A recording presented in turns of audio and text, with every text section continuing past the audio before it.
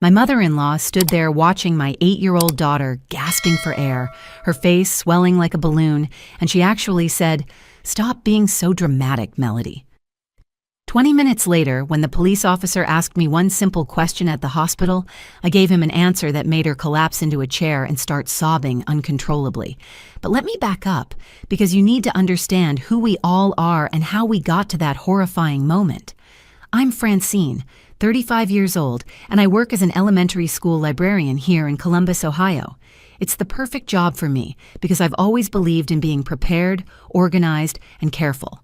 Those qualities became even more important when my daughter Melody was diagnosed with severe nut allergies at age 3. Melody is my whole world.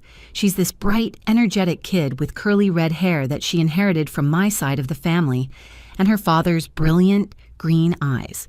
She loves gymnastics, collects sparkly headbands, and has this infectious laugh that can light up any room. She's also brave in ways that constantly amaze me.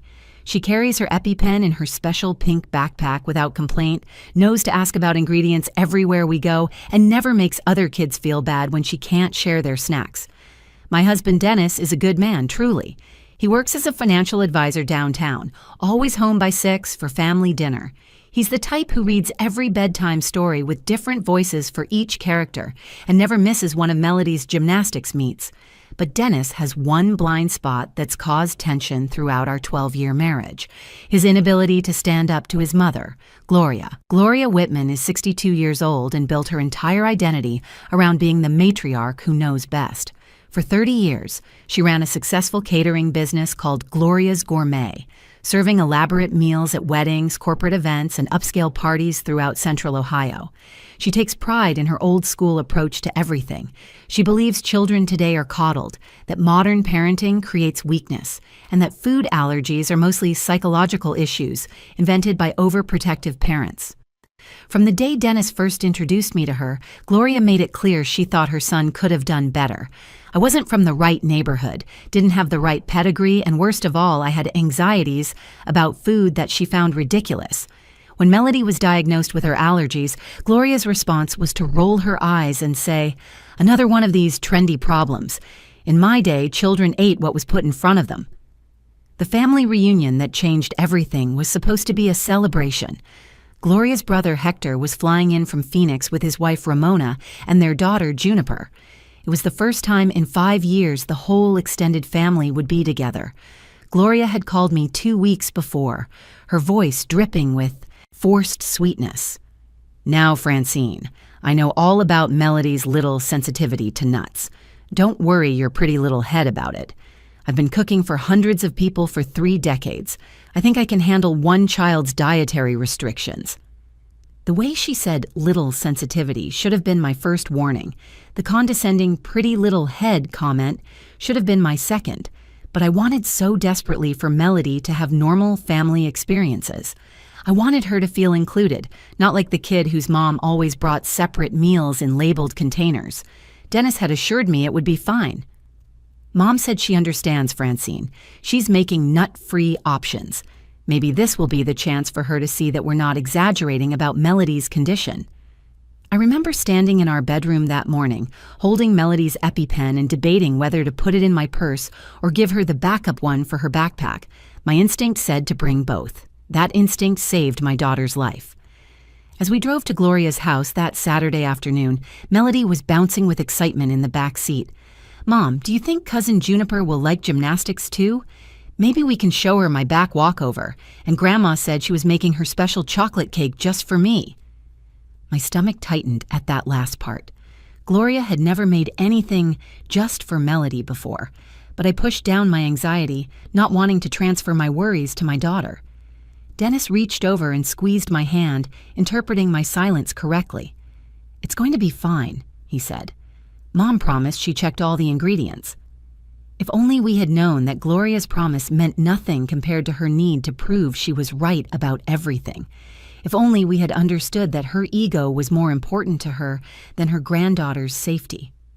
Life with Melody's allergies had always been a careful dance of preparation and vigilance. Every restaurant visit, every birthday party, every school event required advance planning. I'd gotten used to being that mom who brought separate snacks and checked every ingredient label twice. The other parents at Melody's school knew me as the one who sent detailed emails before class parties, who volunteered to bring the safe cupcakes, who had trained the school nurse on exactly how to use an EpiPen. Dennis understood the severity because he'd been there for Melody's first reaction when she was 3. We'd given her a cookie at a bakery, assured by the teenage worker that it was nut-free. Within minutes, our toddler's face had turned red and puffy, her breathing becoming a terrifying wheeze. That ambulance ride changed everything. Dennis held her tiny hand while I screamed at the paramedics to drive faster. He saw what anaphylaxis really meant, and from that day forward, he became as vigilant as I was. But Gloria had never witnessed it.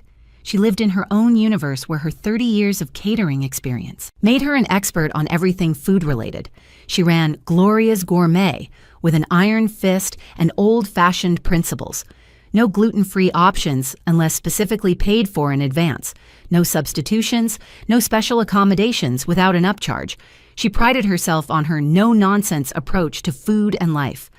"Back in my day, kids ate everything and were grateful," she'd say whenever I'd politely decline her homemade treats for Melody. All these allergies suddenly appearing out of nowhere. Very convenient for picky eaters, don't you think? The comments were constant. At Dennis's birthday dinner, "I made peanut butter pie, it's Dennis's favorite. Such a shame Melody can't have any, or can't she?" At Christmas, "These almond cookies are a family tradition going back 60 years. Surely a tiny bite wouldn't hurt." At Easter, "I hid special candy for all the grandkids. Oh wait, Melody probably can't have any of it. How unfortunate." Each comment was delivered with a small smile that never reached her eyes, a tone that suggested I was the problem, not the allergies.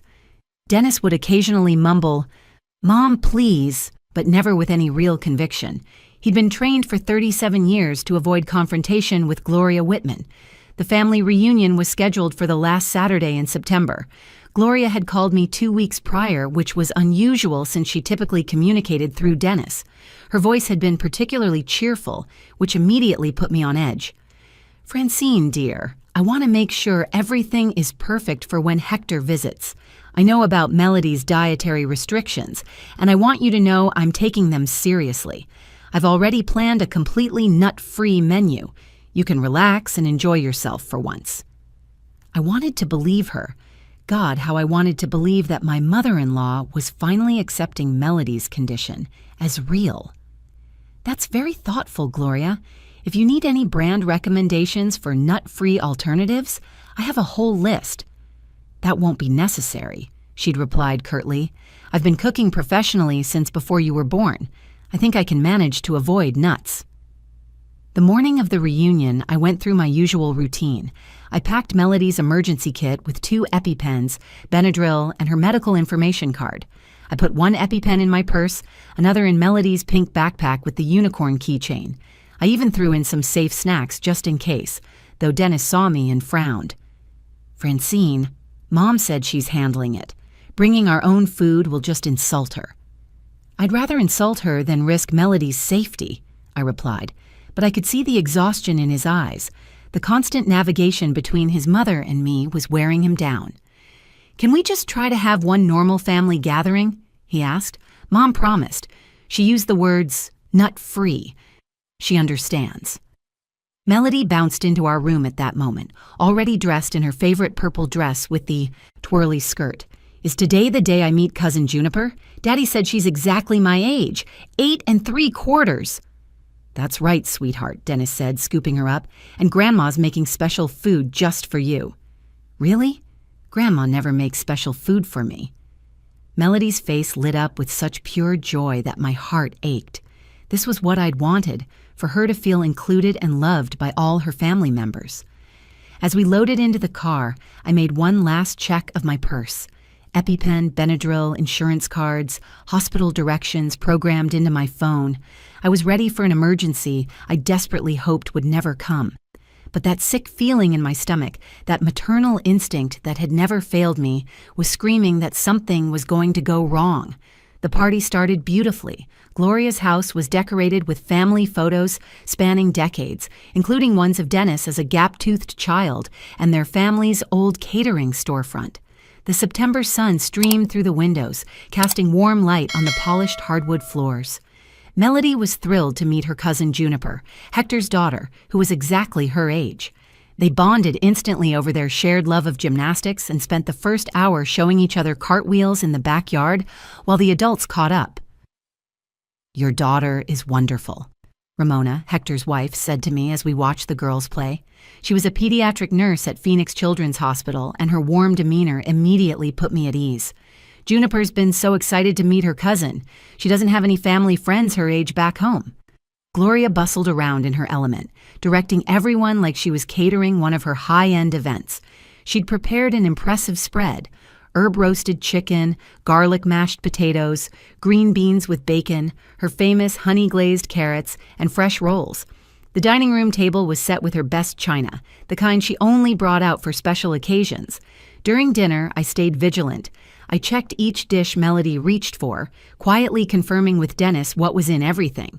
Gloria noticed my careful observation and her lips pursed slightly, but she said nothing. The meal was delicious, I had to admit. Gloria knew how to cook, and for once, everything seemed safe. Melody ate happily, laughing with Juniper about their matching sparkly headbands and making plans to become gymnastics pen pals. "The food is wonderful, Gloria," Ramona complimented. "You must share your recipe for these carrots."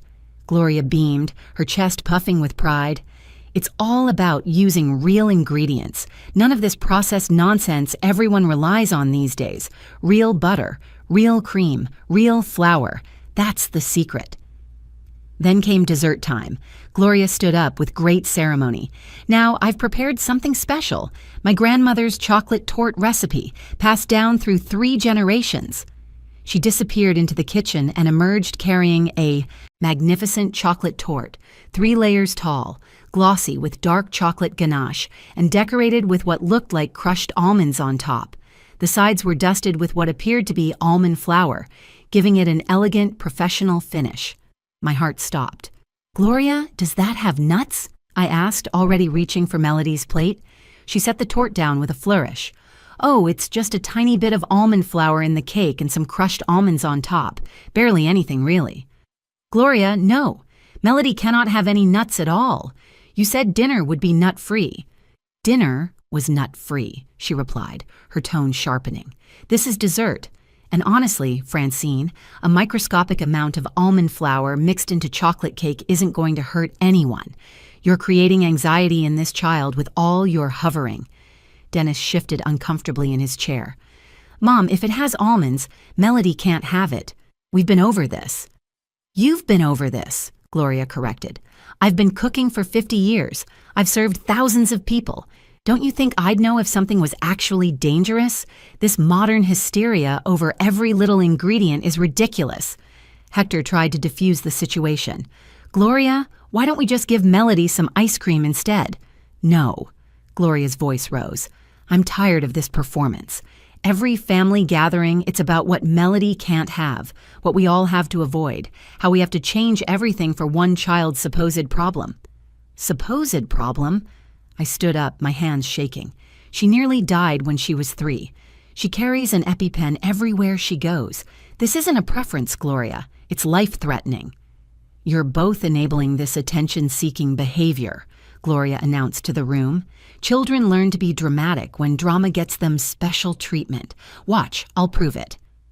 Before I could react, before anyone could move, she'd cut a piece of the torte and held it out to Melody.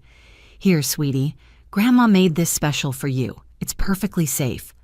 "Mom, no!" Dennis shouted, finally finding his voice. But Melody, who trusted her grandmother, who was so thrilled to finally be included in something special from Grandma, had already taken a bite.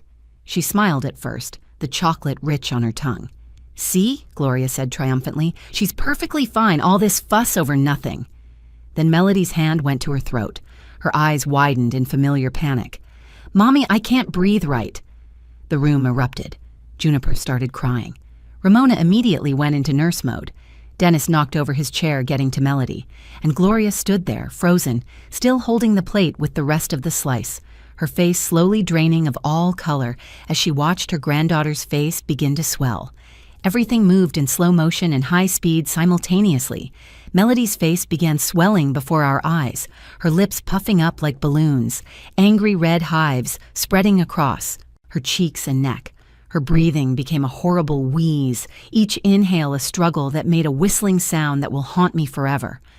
I dropped to my knees beside her chair, my hands steady despite my terror as I pulled the EpiPen from my purse. "She's faking it for attention," Gloria said. But her voice wavered, uncertain now as she watched her granddaughter's skin turn blotchy. "This is just drama. She's scared because you all made such a fuss. Gloria, get out of my way!" I'd never screamed at her before, but she was standing between me and a clear space on the floor where I needed to lay Melody down.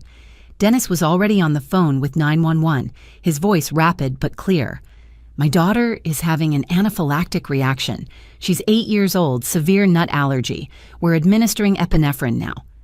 I laid Melody on the floor, her breathing getting worse by the second. Her eyes were terrified, looking at me with the same trust she'd had as a baby. I pulled off the EpiPen cap, my hands remembering the motion I'd practiced hundreds of times on training devices. "This is going to hurt for just a second, baby. You're going to be okay." I jammed the needle into her outer thigh, holding it for the full count of 10 while she cried out. 1 Mississippi, 2 Mississippi, 3 Mississippi. I counted aloud, keeping my voice steady for her, even as my heart was shattering. Ramona immediately took over, dropping to her knees beside us with the professional efficiency of someone who'd handled medical emergencies before. She checked Melody's pulse, timing it on her watch. "Pulse is rapid but strong. Dennis, tell them we administered 1 dose of epinephrine at 4:47 p.m. She needs immediate transport." "But I only gave her a tiny piece," Gloria whispered from somewhere behind us. She kept repeating it like a mantra. "Just a tiny piece. It was barely anything." Hector had moved Juniper to the other room, shielding her from the scene, but we could hear the little girl crying, calling for her cousin. The sound broke my heart even more, because Melody couldn't answer. She was focused entirely on breathing, each breath a monumental effort. "You were told she was allergic." I couldn't look at Gloria. I kept my eyes on Melody's face, watching for any improvement from the EpiPen. "You were told explicitly. You promised the food would be safe." "Francine, keep talking to her," Ramona instructed. "Melody, sweetie, look at your mom. Keep your eyes on your mom." "I'm right here, baby," I said, stroking her hair back from her sweaty forehead. "The medicine is working. The ambulance is coming. Remember how we practiced? Deep breaths as deep as you can." But the EpiPen wasn't enough. I could see it wasn't enough. Her breathing was still labored. The swelling wasn't going down. I reached for my backup EpiPen in Melody's backpack. "She needs a second dose," Ramona confirmed, reading my mind. "It's been 3 minutes. Go ahead." Gloria tried to come closer. "Let me help. I can help. I know first aid from my catering certification." "Mom, stop." Dennis's voice was ice cold, something I'd never heard from him before. "You've done enough. Stay back." I administered the second EpiPen, this time in her other thigh. Melody was barely conscious now, her eyes fluttering. "Stay with me, baby. Stay with Mommy." The ambulance arrived in 6 minutes that felt like 6 hours. The paramedics burst through the door with their equipment, immediately taking over. One of them, a young woman with kind eyes, gently moved me aside. "You did everything right, Mom. We've got her now." They worked with terrifying efficiency, setting up an IV, administering more medications, placing an oxygen mask over Melody's swollen face. The lead paramedic called out readings to his partner, who relayed them to the hospital. Terms like severe anaphylaxis and multiple epinephrine doses and prepare pediatric ICU floated over my head. As they loaded Melody onto the stretcher, she reached for me with one small hand. Her voice was barely a whisper through the mask. "Mommy, am I going to die?" "No, baby, you're going to be fine. The doctors will help you. Mommy's coming with you." I climbed into the ambulance beside her, not even looking back at the house. Gloria tried to get in the ambulance with us, pushing past Dennis. "I'm her grandmother. I should be there. I need to explain to the doctors that it was just a tiny amount." Dennis caught her arm, and for the first time in 12 years of marriage, I saw him look at his mother with genuine anger. "We'll call you from the hospital."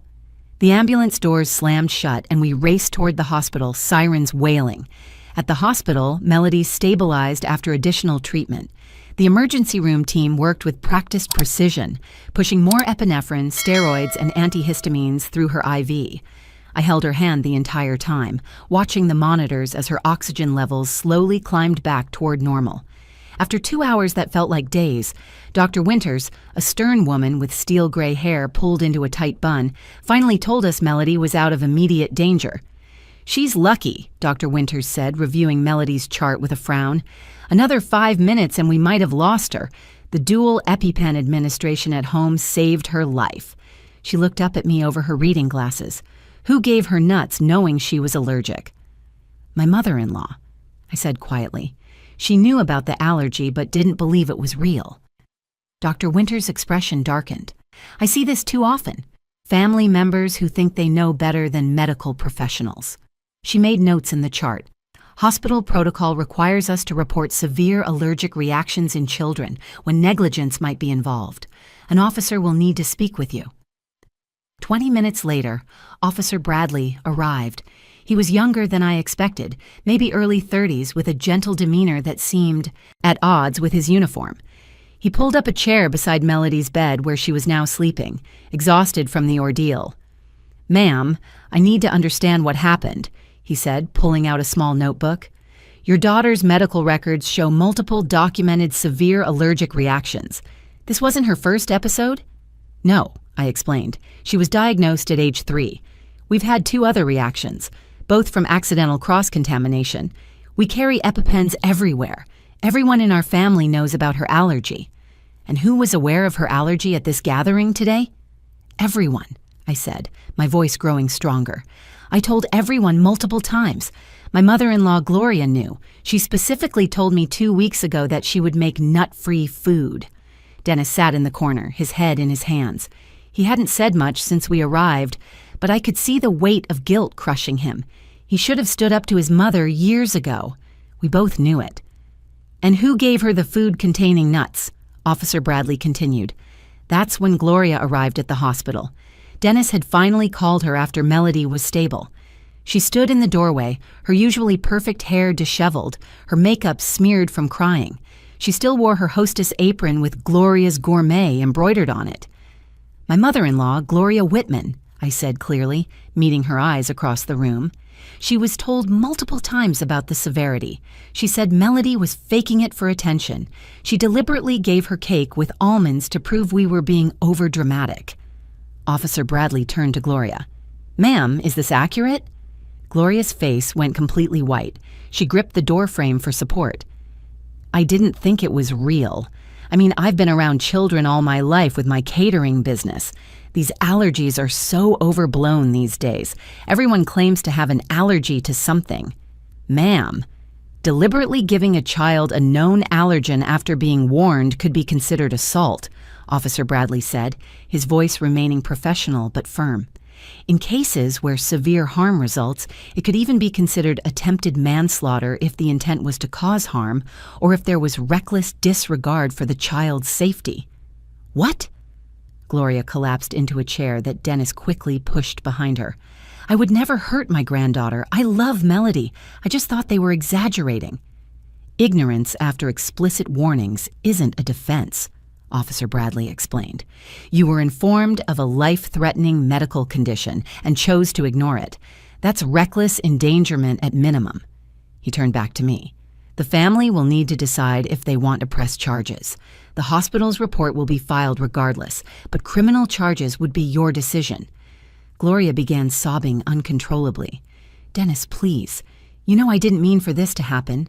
I just thought you were all being too careful. I wanted to show you it. Wasn't that serious? I wanted to prove that you were worrying over nothing." Dennis finally looked at his mother, and his face was a mixture of rage and devastation.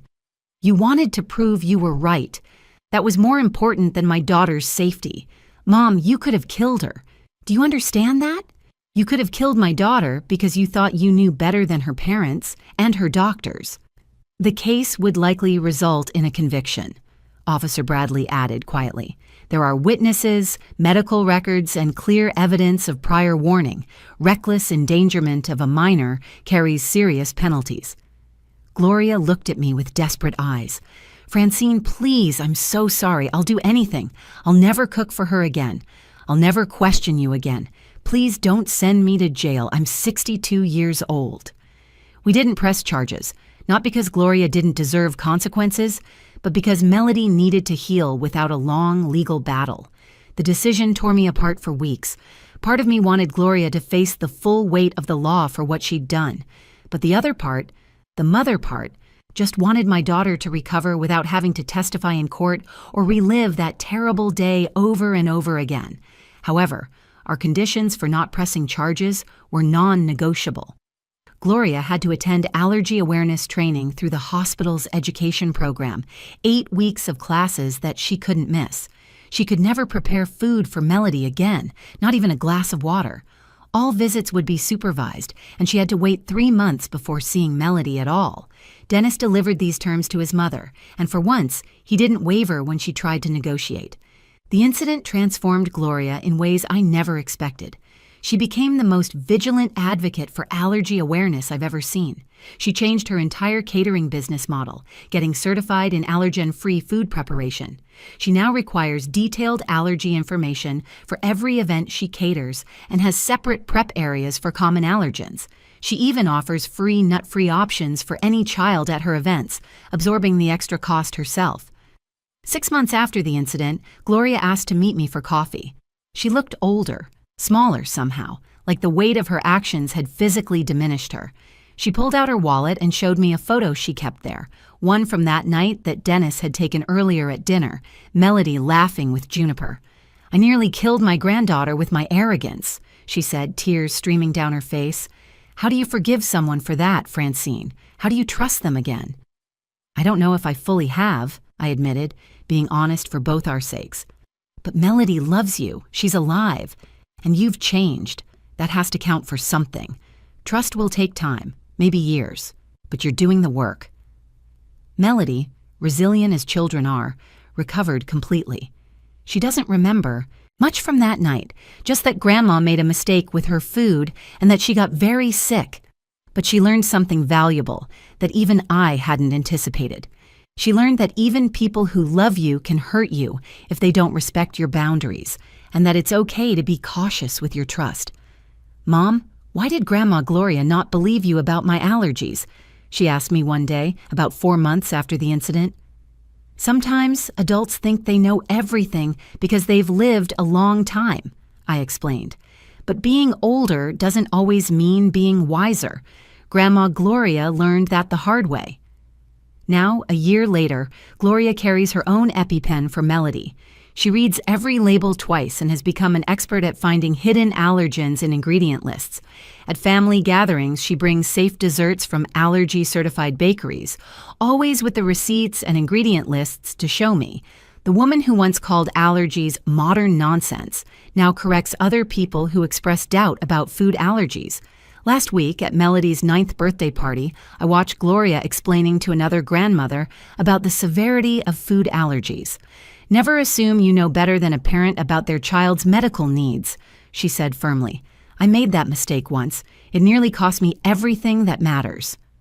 Melody overheard and walked over to hug her grandmother. "It's okay, Grandma G. You learned, right?" "Yes, sweetheart," Gloria said, her voice thick with emotion. "Grandma learned."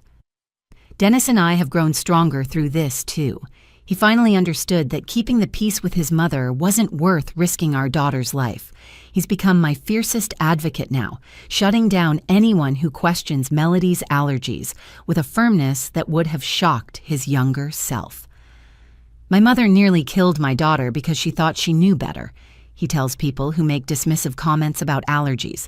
"Take it seriously or stay away from us." The thing about almost losing someone is that it clarifies everything. Gloria almost lost her granddaughter and her son. Dennis almost lost his daughter. I almost lost my entire world. And Melody? She almost lost her life because an adult who should have protected her decided her ego was more important than safety. But we survived. We're different now, all of us, marked by that terrible Saturday in September. Gloria's arrogance is gone, replaced by humility and vigilance. Dennis found his voice. I learned to trust my instincts even more, and Melody knows that her safety is non-negotiable, that she never has to eat anything to be polite or to avoid making a fuss. Sometimes the worst moments teach the most important lessons. Sometimes it takes almost losing someone to truly see them. But I still check every dessert twice, because some lessons, once learned, you never forget. If you found this story meaningful, please give it a like and share it with others who might need to hear it. Leave a comment below about your own experiences with family members who didn't take health issues seriously. And don't forget to subscribe to the channel for more real-life stories that might just change the way you see the world.